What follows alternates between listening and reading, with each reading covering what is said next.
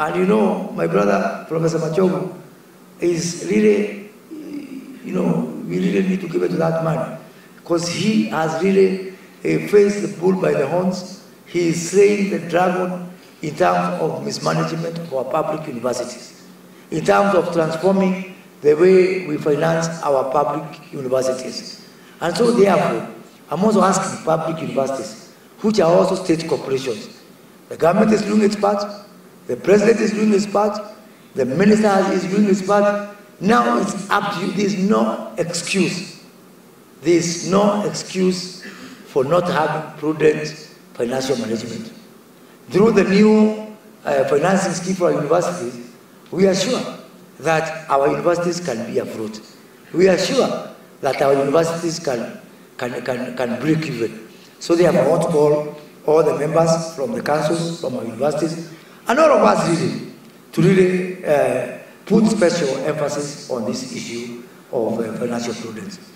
And not just because it's a presidential directive. This year, KRA, and I don't know whether the KRA is here, we are going to have 3 trillion. At best, our target is 3 trillion of ordinary revenue. Through e-citizen, we will increase revenue available for us to carry out programs for development by 50%.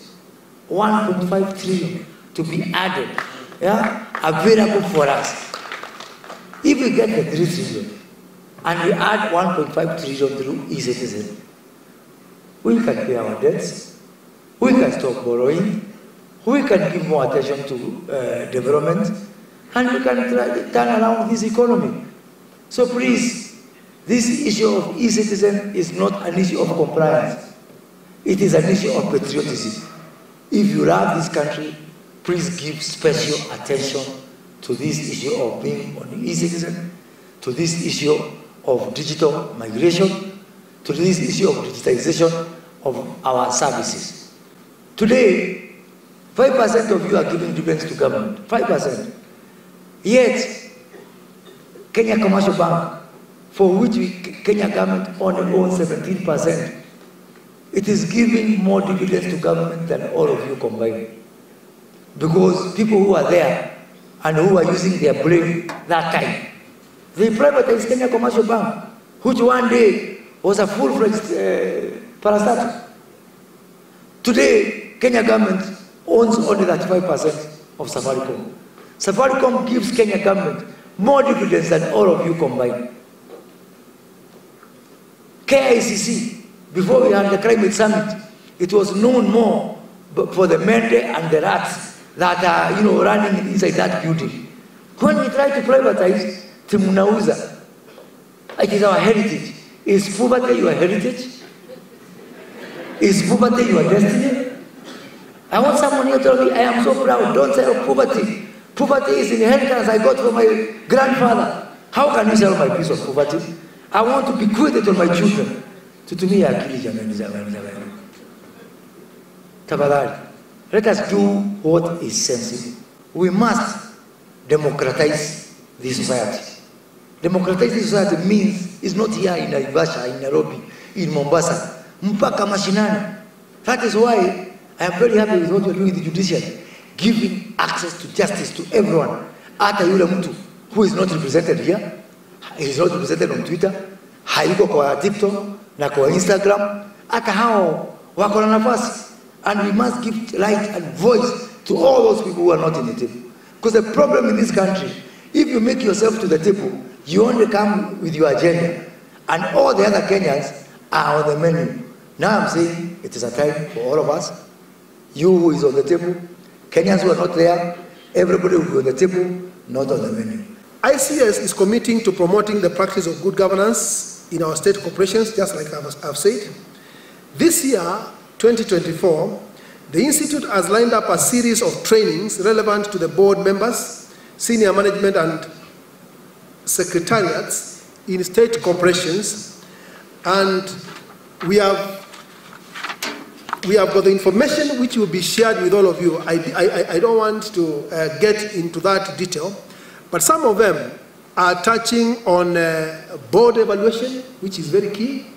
And actually, the discussion today I had with FCS Simon Limuli and the chair is that after this induction, what is next for our country?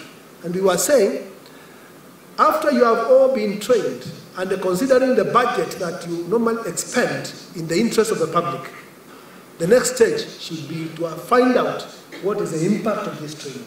And therefore, board evaluation comes into being.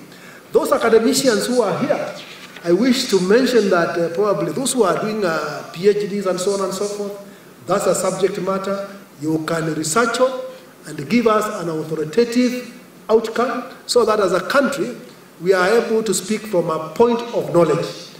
And sir, we are also assisting our neighbors like Tanzania and Uganda so that they also come into the same platform so that when we are talking about governance issues, it becomes an agenda at the East African community. The purpose of this training is to try and consolidate the thinking of all public service towards delivery of the Kenya KUTISHA Manifesto, the better agenda. And we are sensitizing and taking these board members and CEOs through this Mongoza training to reinforce on corporate governance, reinforce on the integrity of board members, so that they can deliver on the agenda of this government. We have the pleasure, Honorable CS, to have people here drawn from various experiences, various field of expertise.